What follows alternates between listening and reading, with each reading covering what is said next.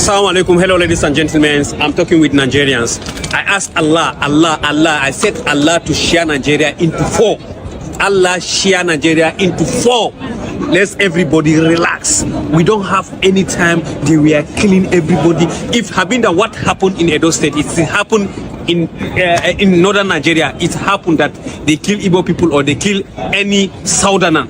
The story will be different. The story will be different. You know, Igbo people with propaganda. Small time they say Muslims are killing Christians. It happened that it happened in the north side. I have one of my previous video that I said about that it can't happen really. You understand? So we don't want any issue. May Allah, I say God, may God share Nigeria into four parts. May you give your Biafra 5 plot of your land. You carry JJ, go. We don't get issue with you. Niger Delta, you get oil, get resources. May God give you your own creek.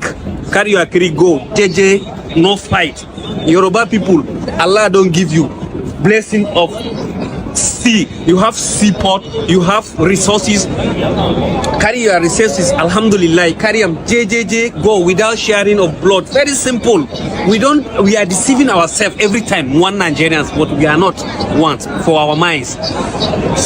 Just take a good look at what happened in Nigeria. It have been that what happened recently in Edo State, it happened in the north side. The story will be different. Even channel television cannot allow to rest. Social media everywhere.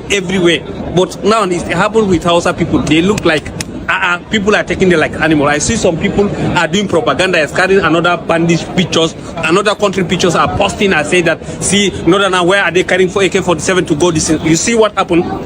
You, Northern, you have lands, you have land to farm, you have gold, you have oil. We, Northern, we have oil. We have oil as Niger Delta have. So where are we looking? Everybody carries on self, JJ, and go. Share without blood. We can share the country without blood. It happened during Jonathan. They did it in House of Assembly. They did not succeed. But inshallah, now let's do it by ourselves. Let's do it generalizing, not sharing of blood. Let's share the country. Everybody will stay peace.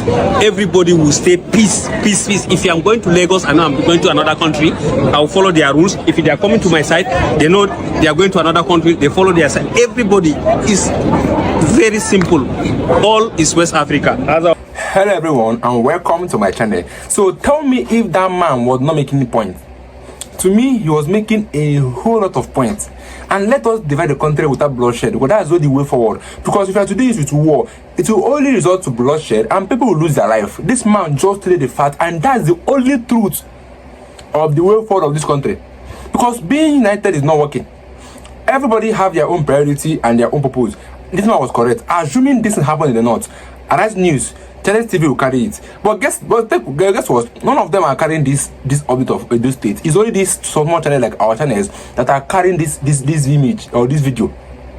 Because it's now as if the country is biased. Everybody have their how people are supporting. But I thought that if you are one, everybody is uniting. One thing affects one, affects all. But in Nigeria, it's different. One thing affects the Yorubas, it affects the Yorubas. If it affects the Igbos, it affects the Igbos. That means we cannot be one. Let us divide this country peacefully without bloodshed. So take a look at that video. I'll be with you guys in a minute. Let's talk about IPOB. I want to do this video today because I want to pass a message through. There are many things I say in journalism, in pharmacy, in PR. There's a lot of things I say in my professions that you don't believe it because you don't think it happened. Many things have happened in my life. I'm a very unique person. I'm currently telling the story of my life now on TikTok, Dr. Kemi Olunlayo, Kemi Talks Life. I've been doing Kemi Talks Life for like 5 years now, but the story is so long. So I'm doing some new videos on TikTok. So make sure you go watch the videos on TikTok and YouTube, Dr. Kemi Olunlayo. Going back to IPOB, all right, I stayed in Port Harcourt prison for 6 months. I was arrested 3 times in the BOME case. While I was in the prison, I told you I'm going to write a prison book, but I don't know when. Okay, every time I try to write that book, the trauma comes to me and I can't write again.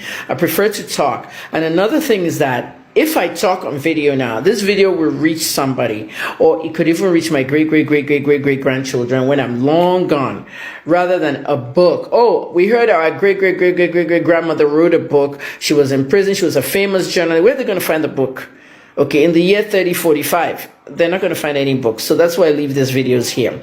Back to IPOB. You see, the indigenous people of Biafra, when first started this movement, I joined. Yeah, I joined. I was part of IPOB. Yeah, I was. I supported them in the beginning in 2016. Then they started chanting Biafra or death. I'm like, don't use that chant. Buhari's going to come after you. Or death. Death for what? You can get a referendum. You can do what they did in Scotland and Sudan, South Sudan, all that. But some members of the group were just so inflammatory. So I left. Shebi Punch did a story. Olunloyo's daughter supports IPOB. At the end of the day, many people in IPOB don't trust Yorubas because they have this thing in their head that Yorubas are traitors. And they're right. I mean, Yorubas backstab each other and do a lot of bad things to each other. I know that.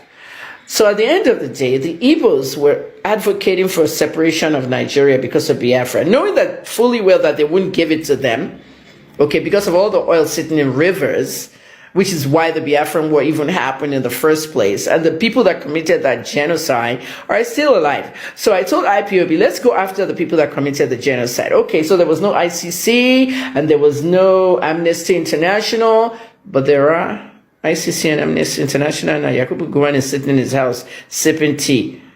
What says we can't invite him to the ICC? He killed a lot of people. There was a genocide. So at the end of the day, people, we're not focused. Look what happened in Rivers. Look at the videos I did about Rivers in November. Now they're watching it.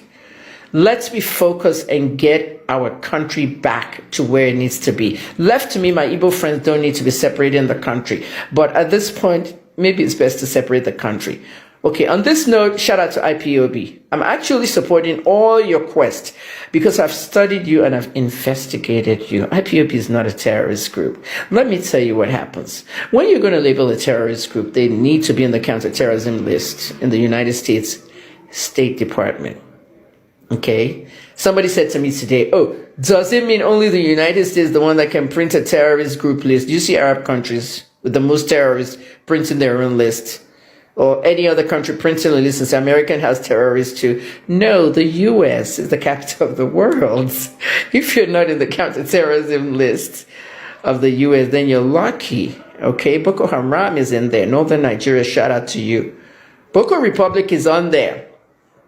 Al-Shabaab, Abu Sayyaf, everybody. You can Google these things with your expensive phones. Learn how to use your phones. Okay, don't waste your time in the I section because IPOB is not in the I section. ISIS is everywhere there. Okay, so what did Buhari do? There's an Igbo guy in the ICC. He's a judge, one of the judges there. Buhari made friends with this Igbo guy. Went to the ICC, visited him in a courtesy trip. They took pictures together. Igbo guy, Igbo name, just to blast that in the faces of the Igbos that what's wrong with you? No one's going to convict me for any genocides or any crimes or anything here. Okay, at the end of the day, judges expire and they leave. But the whole point of it is IPOB prescription. Okay, the person that prescribed IPOB, I think, is dead. That judge is dead. But when it was prescribed, they sent it to the State Department. The State Department rejected it. You don't know this because the politicians and the businessmen own the same media houses that would put it out for you on TV, radio, and newspaper. So it was never announced. Anytime they're disgraced out there, they never announce their disgraceful stuff. Okay, but we know because we are the independent journalists. Okay, so the State Department refused to add IPOB to the counterterrorism list because they're not terrorists. And I'll get to it. You see that whole thing with Ahmed Gulak and how he was killed outside that Imo whatever when he went to see Uzodimma and came out of there and then those boys killed him. Okay, I know you're gonna come after me, Hausa people, but I don't give a fuck. Ahmed Gulak, dead men don't talk. Yeah, we understand that, but Ahmed Gulak had a lot of relationship with the insurgency and the banditry going down in southeast Nigeria. He had his boys there, his herders, his militia and all that, and he was funding them heavily. So some people were trolling Uzodimma saying that he went to collect one huge amount of money from the government house and then on his way out, they killed him. At the end of the day, Okay, they now blamed it on IPOB. Quickly, they changed it. I will have the screenshots for you on a different post. Okay, the Punch newspapers. They quickly changed the headline. I caught the old headline and the new headline. You see what's going on? The media is being paid. They're owning the media. They direct how the news comes to you. Okay, indigenous people of Biafra, they want their own country. And I still think that in my lifetime, I've said it before, under my dead body, all that. That was when we were all brainwashed, okay? Okay, you were brainwashed about IPOB. Everybody's brainwashed about IPOB. Do you know that this Biafra movement, like Biafra will come? I'm sorry, I have to say this, okay? Nnamdi, if you're watching this, okay, me and you, we may not be here, but I just know that Nigeria is going to separate and that Biafra is going to go one way. But when that time comes, I want young people to tell their children and the children what Mahama told young people in Ghana before he became president again. He said this, you know, that December 31st thing they have in Ghana. I think that's when Rawlings opened fire and killed everybody. But this democracy you're enjoying could not have been possible without certain people that were killed on this day. Okay, we wouldn't be killed, but I'm just telling you that when Biafra comes, that democracy, I'm saying it today, April 2nd, 2025, so keep this video. When Biafra comes, the democracy you're going to be enjoying in Biafra once it's separated back to where it needs to be, honestly, we will be angels watching. We may be angels. I'm not going to say it's going to be that long. I'm 61 this year, so 40 more years from me. I already know I'm going to die at 101, but 40 more years from me, it may come before that. I'm just telling you, some people fought hard for it. All that incarceration they're holding, Nnamdi Kanu, anyone the Nigerian government is holding is powerful than them. They just don't know it. You know what I mean? I've told you about that judge, Binta Nyako. She's married to a thief. Her husband's a thief, former Adamawa governor. Adamawa people come in the comments and yap me. I don't give a fuck. Nyako is one of the biggest thieves in Nigeria. 70 billion, him and his son, that they stole. I'm not putting allegedly. Since 2015, I did a video, and that video is still on my page. I'll repost it today. And let me tell you something, people. Governor Nyako and his son still have that case with the EFCC today, and they have not done much about it. I mean, where are we going in Nigeria? Shout out to Nnamdi Kanu. Hopefully, they should release him soon. But people don't want to fight for that, okay? Many of the killings that happen in Imo, Anambra, Abia, all those unknown gunmen stuff was a big-ass lie. And some of you that say, oh, she just wants them to donate for her. Please, during that time I was doing the Simon Ekpa series, I didn't want to see much donations. Talk less of donate for me. You know, I didn't do it for donations, okay? I just did my videos. If people knew that I was looking for donations, they would have donated maybe, but I wasn't asking for donations. I'm just putting out the truth. So get it to your head, Hausa people and any Yoruba person that dares interfere. I keep it real, all right? And I think that Kanu should be released and he should sue everybody in, what's the country, Kenya and all that. The people that set him up and all that for that extradition and all that, because that was done wrong. Okay, you need to know the rules and the laws. And another thing, President Tinubu is answering to the cabal in Daura. That's all it is. Because if he's really sensible, what he did this morning to Mele Kyari is what he should be doing with Nnamdi Kanu. Release Nnamdi Kanu out of that prison. Okay, he's fired Mele Kyari. Mele Kyari was like fraudulent to the core. I told you that this morning in the post. Okay, shout out to everybody in IPOB. Like I keep on saying that one Nigeria cannot work anymore because we all have different beliefs. They don't carry out judgment in this country equally. They are biased of which tribe you are from. Because Nnamdi Kanu is a perfect example that Nigeria can no longer work. Because the man came out and said his own opinion that Nigeria should divide because Nigeria have expired. And guess what? The government called him a terrorist. But the same Northerners are coming now to say that Nigeria should divide, that Nigeria have expired. And the government have not said a word. The DSS have not said anything. The Chief of Defense Staff have not said anything. And they are blaming Simon Ekpa to be the person that is sponsoring bandits in Nigeria. But guess what? It has also been exposed that our federal governments are also the one that are sponsoring bandits. So who should blame who? But they rather blame the IPOB or the Biafrans instead of blaming themselves for being the ones that are sponsoring bandits in Nigeria. Now the video I saw where a troop of foreigners who are bringing weapons to the forest, giving to the bandits, and there's no way on earth to tell me that the federal government are not aware of it.